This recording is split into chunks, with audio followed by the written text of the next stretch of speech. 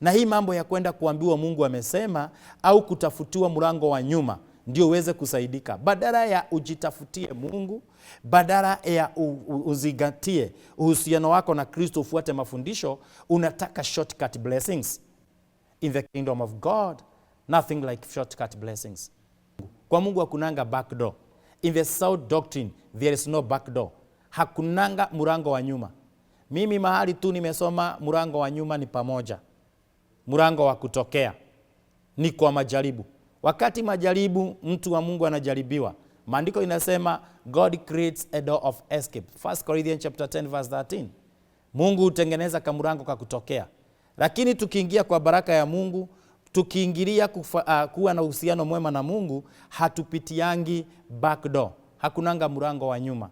Kwa hivyo lazima katika maisha yako ujue ya kwamba hawa watatafuta, watakuja na mbinu zao na ufisadi. Maandiko imesema na wengi watafuata ufisadi wao. Wengi.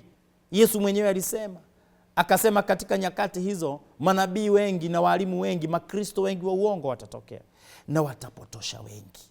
Hapa ni kujiita mkutano ukajiuliza swali, je, mimi huwa ninafuata mafundisho yenye uzima? Hilo ni swali la kila mmoja.